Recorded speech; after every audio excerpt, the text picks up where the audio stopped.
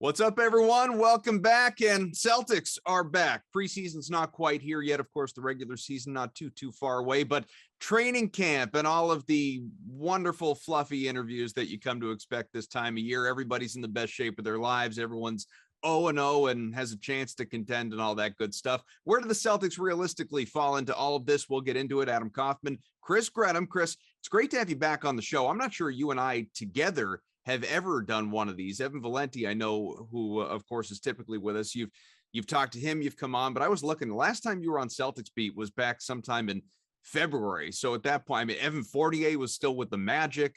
Jaylen Brown hadn't hurt his wrist yet. You know, Jayson Tatum still using an inhaler. I mean, it was a different world back then. So it's good to have you back now. It was a different world. I think this is a better world now where, things are a little more situated, but it was a much different basketball world. But thanks for having me on. Yeah, absolutely. Of course, Danny Ainge was still in charge and Brad Stevens was the head coach. We know how that has gone. So the new Pobo is Stevens, as people have, come to learn. We've talked a lot about it on this program. Ime Udoka is the new head coach. And now that we're finally getting into camp and practices are underway. And I know there's only so much that you guys are able to watch when you're down there. And obviously you're paying attention, you're listening, you're getting a feel for the guy beyond just those introductory press conferences when he was hired and whatever we've been able to gauge from his experience with Team USA. But what do you find you're learning about Ime Udoka this early on? I think he's a tough coach, but I think it's, there's an element of tough empathy there where he's a player's coach and guys really like him, but he holds people accountable. And that's sort of been his reputation in Brooklyn and Philly and San Antonio. A lot of guys that come out of Pop's system, that's kind of their MO. But I think it's going to fit well because it's different than Brad Stevens. Jaylen Brown talked about it at Media Day. He was like, tough coaching from Brad isn't really tough coaching. And that's not a bad thing. That's just the way it is. Brad Stevens isn't a guy that's going to really get in your face, kind of hold you accountable. Sure, he can get fired up at times, but Ime Udoka, I think, is a little bit different. A lot of guys have talked about that tough coaching element. Like you said, a lot of this stuff sort of gets overblown in training camp a little bit. Like there's talking points. And with Ime Udoka, it's the tough coaching element. And yeah, that is going to be a difference maker, but I think it's going to take some time for us to really tell some of the main differences between him and Brad Stevens. I'm boiling it down here in an unfair way to be, just upfront. But, the way you just described it, it's almost like it sounds like Brad Stevens is, more the psychological coach. I've made the running joke forever about, like he's your prototypical life coach. Like if I could have Brad just telling me how to live my days and give me those pep talks every morning when I wake up, that would be wonderful. But then Ime Udoka, it's almost like it's a louder version. It's more X's and O's. Like you said, it's more in your face. And we'll come to see exactly what all that means. We've heard the reputation and obviously this guy has been beloved at all of his stops. He's got the ultimate respect of players, and LaMarcus Aldridge chose San Antonio largely because of Udoka and Al Horford and Josh Richardson. These guys have spent time with him in other places. So he is a guy who is obviously well respected, but taking, I guess, the in your face thing a little bit further, what does that mean? I mean, what should these players expect when you say it's going to be harder coaching? I think Enes Kanter put it pretty well following the second day of practice yesterday. He said that he's not going to tell you what you want to hear. He's going to tell you what you need to hear. And I think, of course, Brad Stevens would do that on occasion, but I think Udoka makes a point to do that. He makes a point of accountability. He makes a point of kind of telling you exactly what you need, whether you like it or not. And I think that's a good thing. I think that's a good change. If a coach is around for long enough, after a while, like in any professional dynamic, that kind of grows old at times. And sometimes you do need to freshen things up and you need a new voice in there. So I think Kanter saying he's going to tell you what you need to hear is a good thing. Maybe it's little things like at the end of practice the other day, they were shooting free throws to determine if they were going to keep running at the end of practice. I covered Brad Stevens for a while. I don't ever remember seeing that. Maybe they did do that, but just little things like that I think make a difference in sort of changing the locker room dynamic, changing the dynamic of a team. And I think that's important because the Celtics, I think, they were in need of that following last season.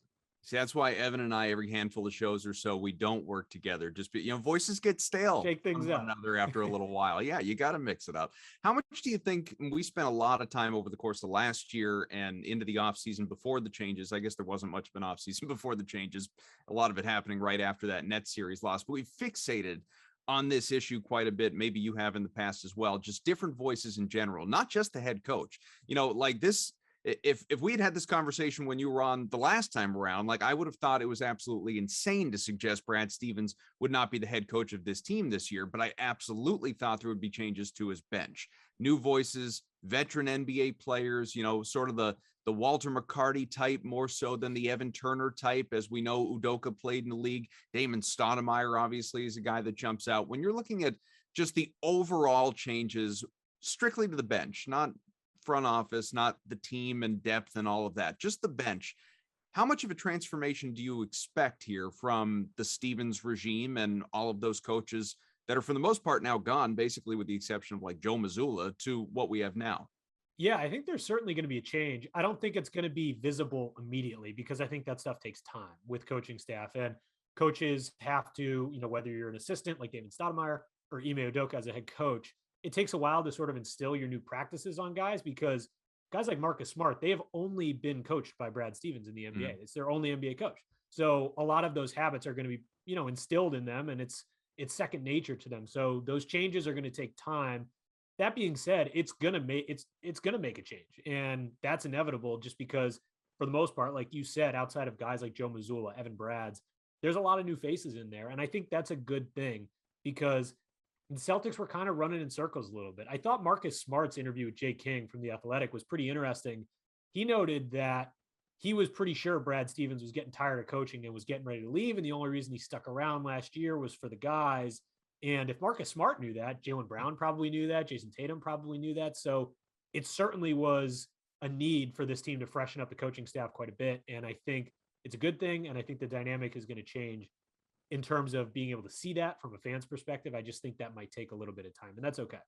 I'm going to pick on our buddy Keith Smith, who obviously does an amazing job covering the team and the entire league. And, he wrote an article, he put it out today for Celtics blog about how, if there's one clear theme about this team here early in camp and media day and all of that, this is Jayson Tatum's and Jaylen Brown's team. And, I come out of that. And in fairness, I haven't read the article yet, so I'm sure he went more in depth, but just looking at how it was promoted and the headline and all of that, I come out of it and I say, well, I mean, obviously, no crap. Like we've been here on this show, we've been talking about that for a year plus. Like last year, it wasn't Kemba Walker's team anymore. It was Jayson Tatum's team. It was Jaylen Brown's team. Now, maybe again, I haven't read it, so maybe what Keith wrote was more expansive with respect to, now Brad's not in the picture and it's a new head coach and it's just all of this versus just these two all-stars, borderline all-NBA players taking that next step.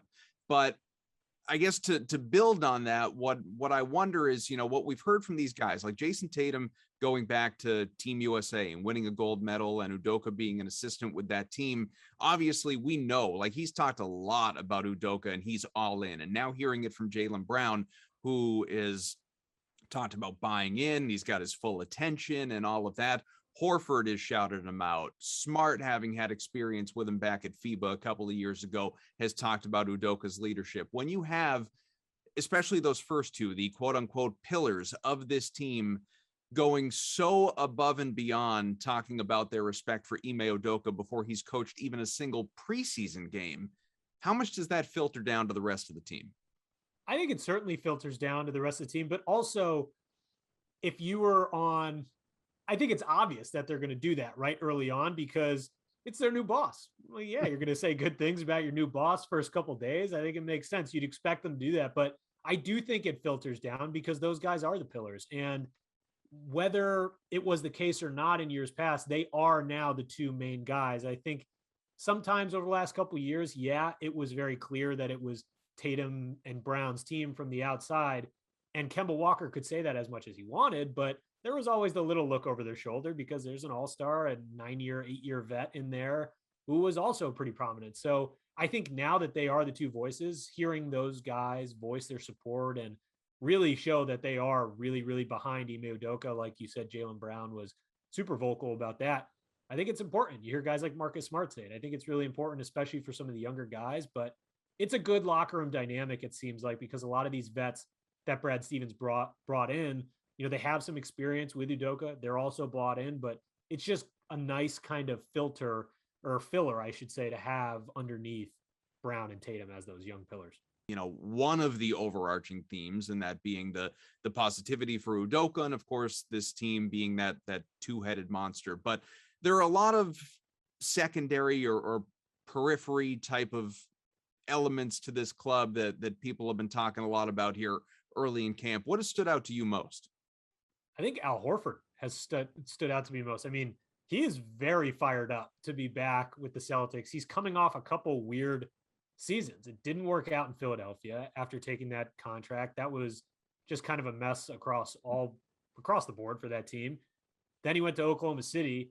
They had him sit out because they wanted to lose games. So he kind of had an extended offseason there, almost like a mini training camp at the end of the year for him. So now that he's back in a situation where he feels comfortable, he likes the guys around him, he can be a presence in the locker room. He's the oldest guy by a mile on this team. I think he's really fired up and he seems really excited. He was talking about how when the Celtics were pursuing Dennis Schroeder, he was calling Brad Stevens saying, do we actually have a shot? Can we get him? I didn't realize he was that tight with Schroeder. It sounds like they have a really good relationship from when they played together in Atlanta. But overall, through the first couple of days here, it's very clear that he's very, very excited to be back here. And he seems like he's really looking forward to the season. I also think he's going to be a real game changer for the Celtics. I think having that ball moving big is a really, really big thing for them next to Jaylen Brown and Jayson Tatum. But Al Horford is the one that's really stuck out to me over the first couple of days of camp.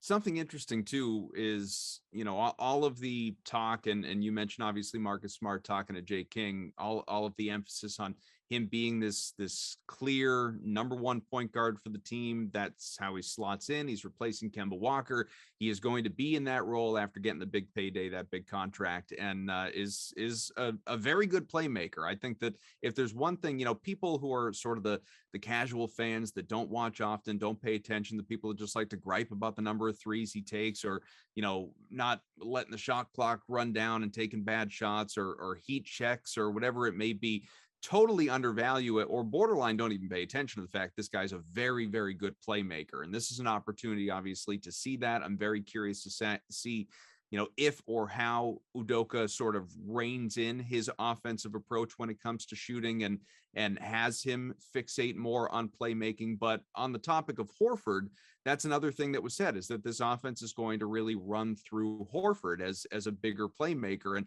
look, that is something that was the case when he was here the first go around. Brad Stevens talked a lot about it back then. How do you think this offense is going to operate when, we're looking at those two guys, and obviously neither one of them are the two that you're leaning on for all the offense?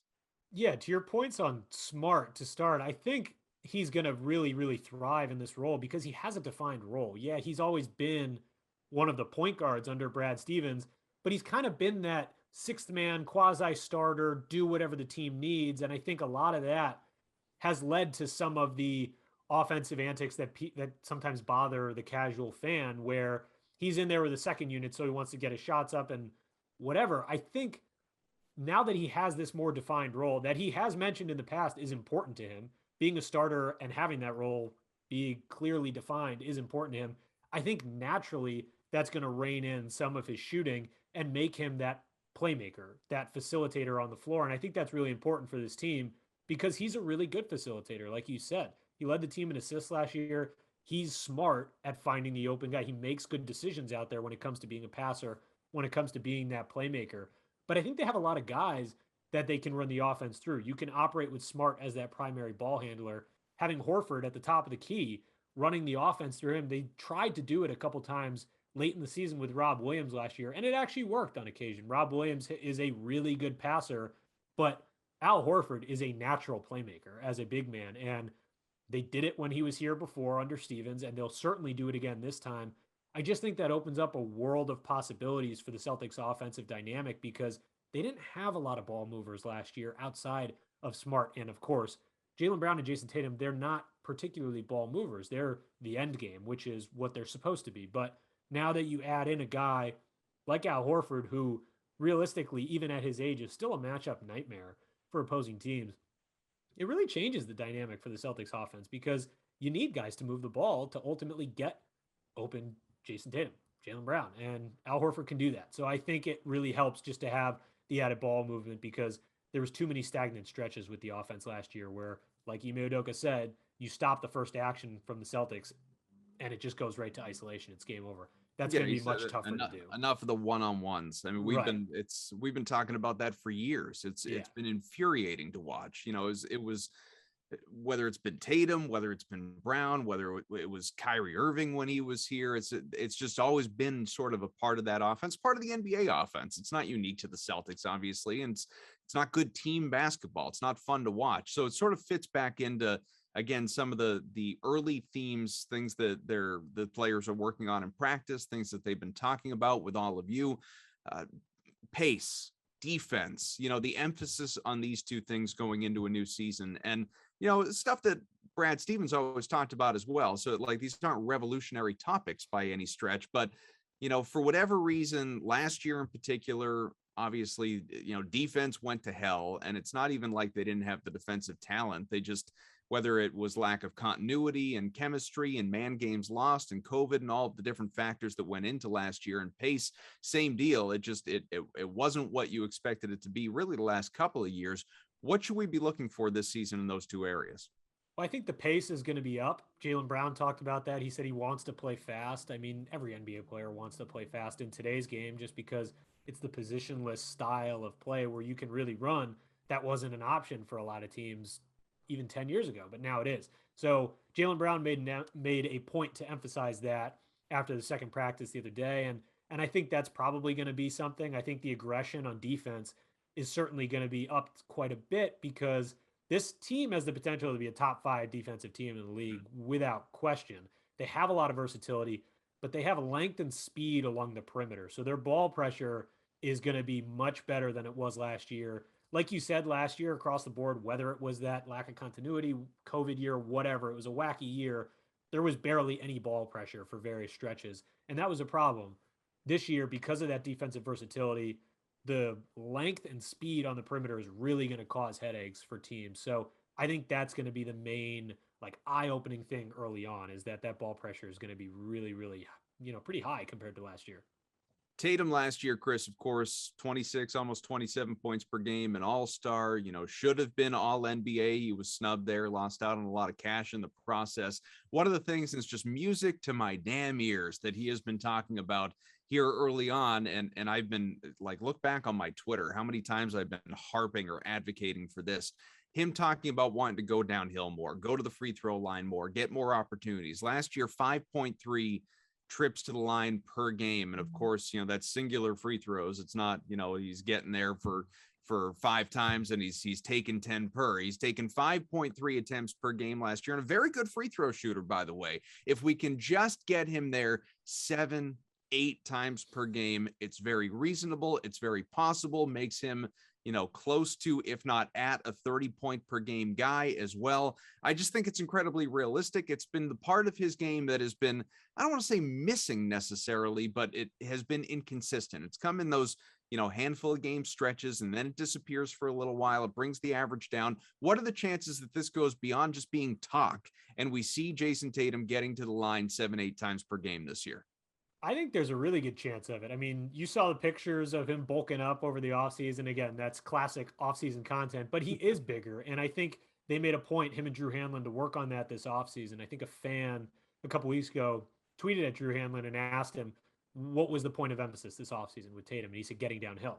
And so that obviously turns into free throws. And that's going to be very necessary for him to take that next step in his game. And I think it's leading to that point. Like you said, the free throw numbers have been trending upward for him over the last couple of years, but he's still 23 years old. And up to this point in his career, he's that finesse scorer. He's not a rumble scorer. He's not a guy who can bully his way to the basket. Well, he can, but he hasn't to this point in his career. When he's at Chaminade and Duke coming up, as he developed as a basketball player, he was that finesse perimeter scorer. So it's second nature for him to fall back on that, right? Making the adjustment to be that downhill rumble scorer, draw the contact, draw the fouls, get to the line. That's not natural for him. So he's been making that adjustment. And I think it's trending in the right direction to have those free throws continue to add up. And I think because of his muscle gain, because of what he's been working on this summer with Drew Hanlon, I think it's extremely likely. And they're going to need it too, because this team is limited on offense outside of him and Jaylen Brown. So they're going to need Jayson Tatum to get to the line. And I think it's pretty likely that it's going to be more so than in years past. We've had a lot of conversation on this show over the offseason about these two guys. Really not, I mean, for years. It hasn't been limited to the last couple of months about just, how they coexist. And it's a lot of people talk about it. I really like now that even Jaylen Brown is talking about it. He was asked about it, obviously, at training camp, early stages here. And, I made note of some of the things that he said because I thought they were so interesting. Like Jayson Tatum gets asked about this and he just kind of, we're friends. We like each other. We play well, but that's about, I mean, Jayson Tatum, he's just not the best interview is, and I think that's by choice, not because he can't be, he just doesn't feel like saying much. Jaylen Brown opts to be much more expansive, which, in our position we enjoy, but, talking about their relationship, said it's based around respect for one another. He called Tatum one of the greats in the game. He hopes to obviously become that as well for himself. Media, he acknowledged, likes to pit them against one another, sort of a Batman and Robin thing, as opposed to just, why can't we both be two great players on the same team?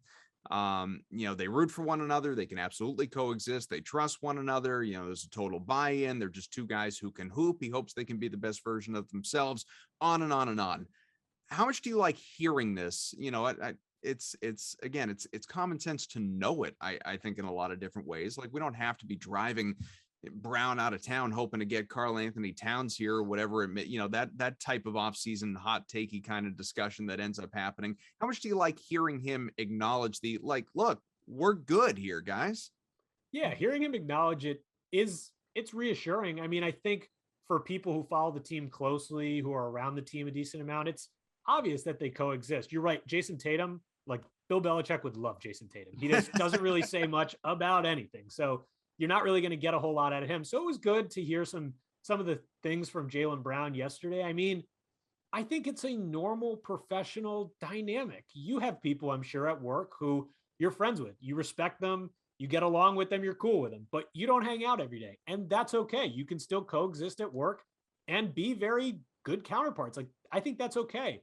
And I think that's always been the case with Jaylen Brown and Jayson Tatum. Like, they don't have to be best friends. For whatever reason, I think in modern day sports, people want, when you have two big dogs at the top of a roster like this, they want them to be best friends and do everything together and whatever.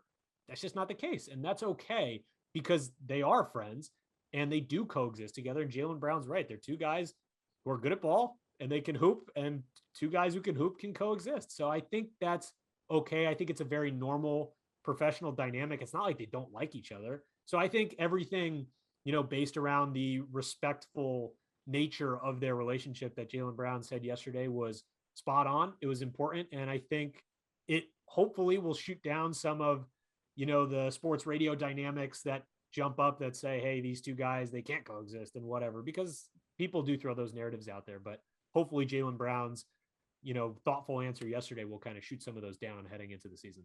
I wonder too, and this is something that I guess I haven't thought about until just now. How much does, you can look at all of the different things you said are absolutely true. And you can, I think it's a good way to sort of present it in more relatable terms to people out there. And, your workplace, my workplace, whoever's listening, your workplace out there as well. And of course, like you said, there can be those people you coexist with well, you work with them well, but of course there's an element of competition in, especially if you have a similar role, you're whatever, you're looking for the best cases, you're looking for the best stories, you're looking for paint it however you want, obviously.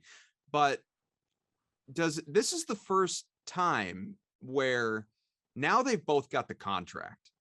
Now like Tatum's not out there trying to, maximize his deal. Brown's not out there trying to maximize his deal, obviously endorsements, whatever else, prestige of individual accomplishments, like being an all-star, like being all NBA, like being whatever. But these guys have their money. Like the financial component of it, which is so big, is done for a period of years at this point, barring something crazy. How much does that factor in when it comes to, okay, like now we can kind of take a deep breath and relax a little bit together as one?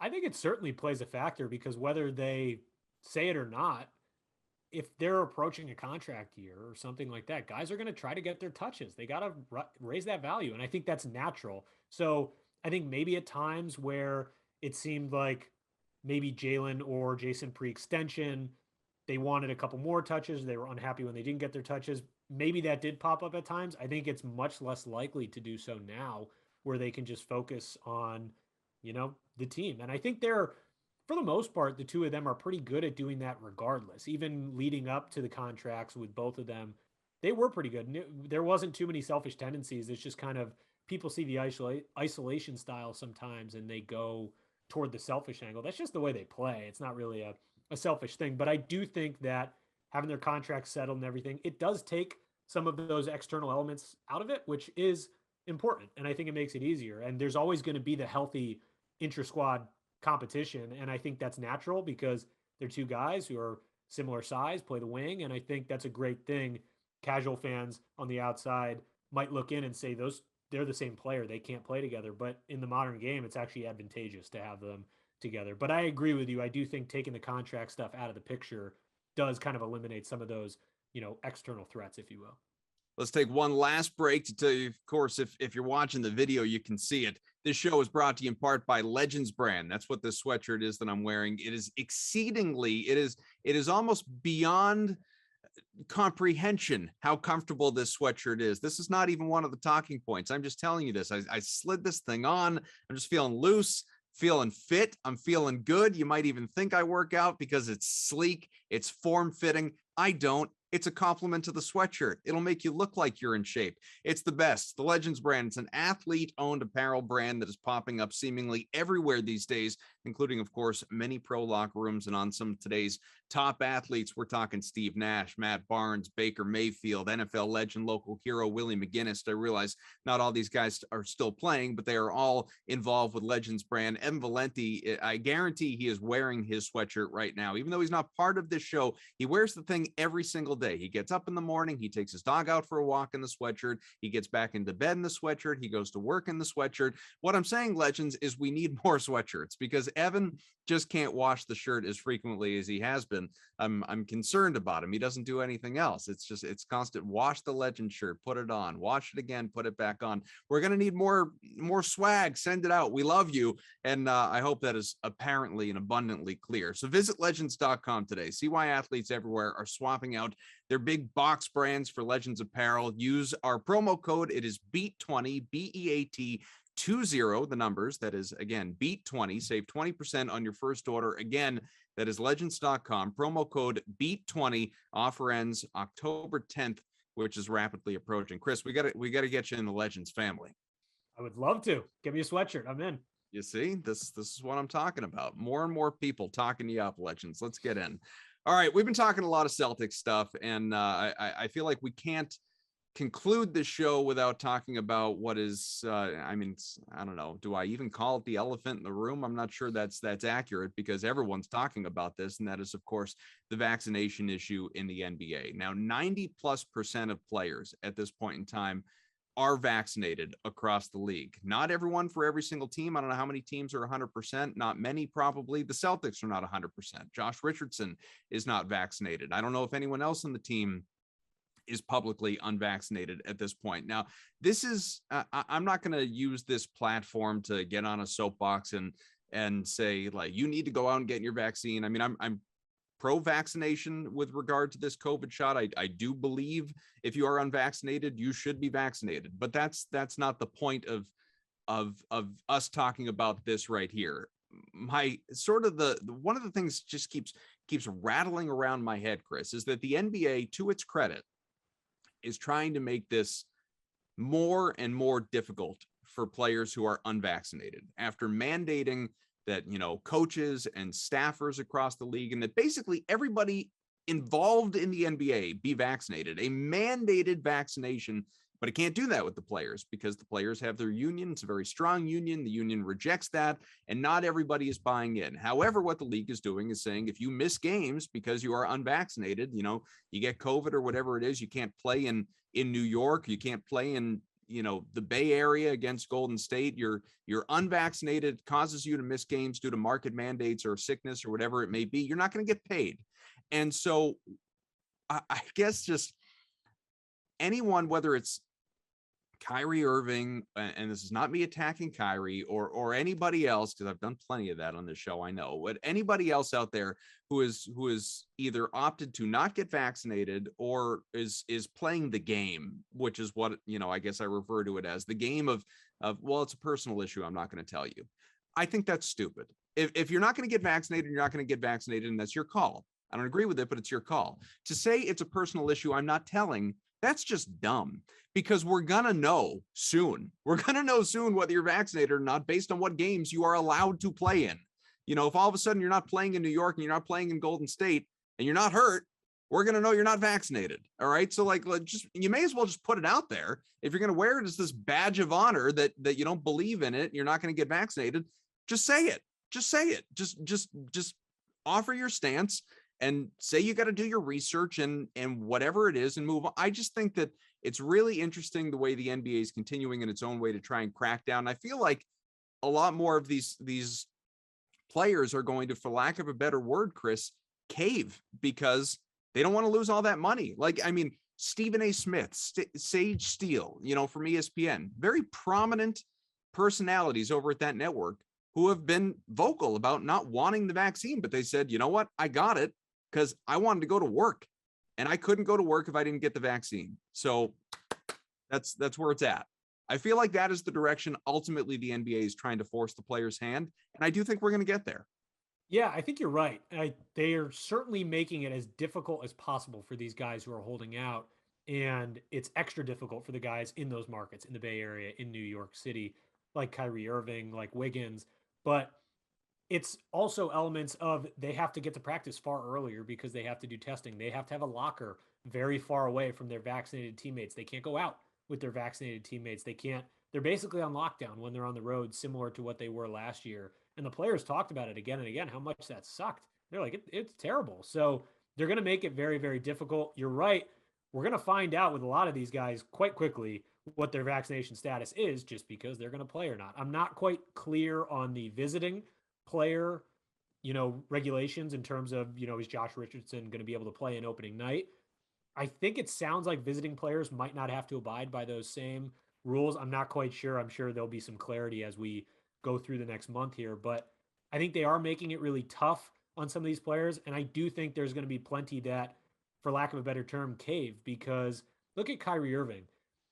We went through the thing with him not talking to the media. He said, I'm not talking to the media because they're all pawns. All right. So the NFL or the NBA fined him a ton of money. And a week later, he was talking to the media. So I wouldn't be surprised if a similar thing goes down with players and their vaccination status, just because life is going to be pretty difficult for them. And I mean, it's tough because if you're the Celtics right now, you're one of the teams with a decent number of players, it sounds like, that are unvaccinated at the moment. And as twisted as it sounds, because it's a health matter rather than a basketball matter, but it's a competitive disadvantage. Mm-hmm. So I think there are some guys that are going to get in camp here again at the preseason, and it might click for some of them to say, hey, we're going to be in trouble if, we get hit with a couple COVID clusters or whatever, and we all have to sit out, and suddenly we're at a dramatic disadvantage compared to a team like the Timberwolves or the Lakers who are 100% vaccinated. That's a problem. And especially when they start losing game checks, that's an additional problem. So I do hope, for the sake of everyone in the league and the staffers who have families and stuff who are vaccinated, that some of these guys do ultimately cave and do ultimately get the vaccine, because I think, one, I'm in the camp that it is for the greater good here, but two, from a team standpoint, it's a competitive advantage to be 100% vaccinated. And Brad Stevens and Ime Udoka did voice that, saying, we hope by the start of the season we're as close to 100% as possible, because they know damn well it's a big advantage heading into the season if most of your players are vaccinated. Well, and to that point, just to go a step further, like Stevens obviously was the head coach last year and went through hell with this team missing more COVID games than any other team in the NBA by a pretty wide margin. And I realize not everyone, who's here now was here last year. Like Richardson was not here last year. He didn't go through it, but Marcus Smart did. And Marcus Smart was one of the guys on media day saying, yeah, I mean, I wasn't totally sold on getting the vaccine, but my word's not his. I didn't want to screw the team. I know what we went through last year, and I didn't want to cause the team any issues. And I guess even if you're putting your own personal health aside and you're looking at it from the standpoint of the greater good, like you said, for your employer and everything else, I respect that. I respect that he is putting team first over, like Facebook science right now. Right. And if that's what it takes to get some of these guys to do it, then by all means, put it in a basketball perspective and say, hey, you're going to screw your team over if you get COVID with a couple other guys in the middle of the season and they're short players and have a short bench and whatever.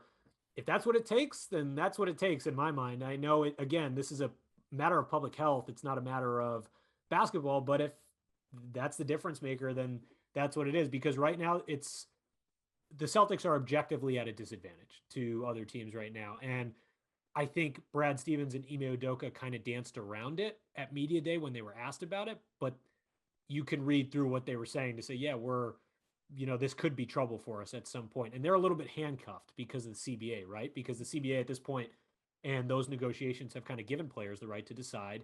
And that leaves coaches and front office people in a weird spot where they can't really say how they feel because they're a little bit handcuffed. But I think it's very clear that the Celtics are at a bit of a disadvantage right now, and time will tell if that gets solved or not. You mentioned too the some of the sort of unclear rules right now. I saw a friend of mine tweet out the other day. This will, put your mind into a pretzel a little bit. Like, all right, so with the home regulations, not clear for visitors right now, like Kyrie Irving. All right, well, so as of right this moment, let's say he doesn't get vaccinated, so he can't play Nets home games. Can he play Knicks road games? Those are both in New York. It's just, I don't know, the whole thing. It just gets really complicated and weird, basically.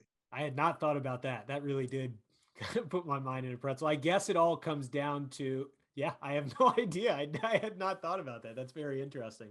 I'm fascinated to see what happens with some of these guys when game checks come into play because it's their livelihood. So, I mean, I wouldn't be surprised if some of these guys maybe before the season starts get their first shot or something like that to avoid losing some of those game checks on the road or for Kyrie Irving at home. We missed Evan Valenti. We love him, and I'm sure he will return next week. Of course, Chris Grenham from Forbes. Really appreciate you hopping on, man. It's been good hanging out, catching up. For sure. Thanks for having me on, Adam. I appreciate it. All right, folks, subscribe, rate, review, all that good stuff that I always forget to tell you about. Celtics Beat, you can find it on iTunes, Stitcher, everywhere else. And check out the CLNS newly formatted or newly designed, constructed website. A lot of hard work went into it. Looks great.